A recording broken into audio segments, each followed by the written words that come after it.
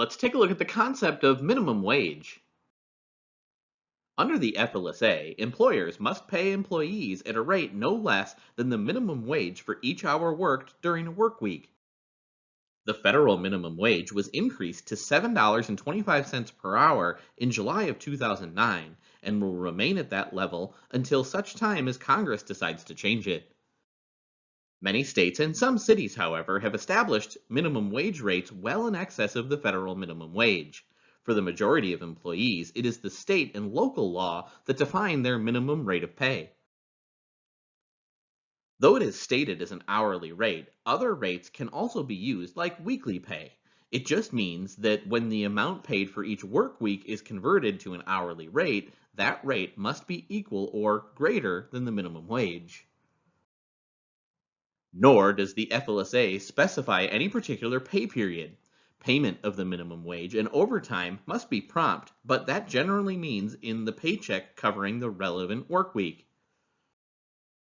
The federal government itself missed this requirement when, during a partial government shutdown in 2013, employees were paid 2 weeks late rather than on their regularly scheduled payday.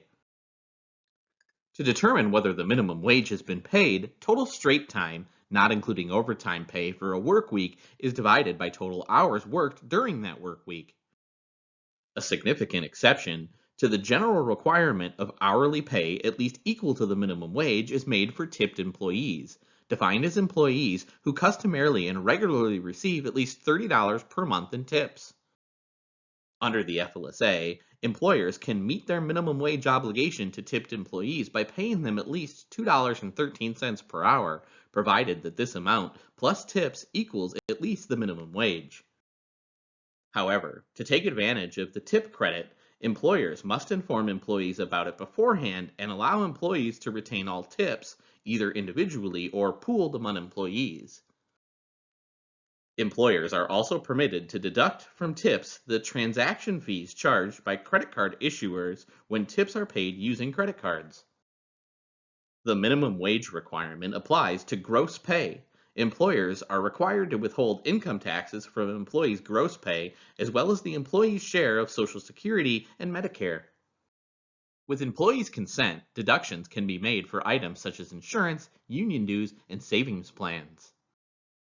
Additional sums may be deducted because a court or government agency has ordered an employee's pay to be garnished to recover money owed for obligations such as child support, alimony, and student loans.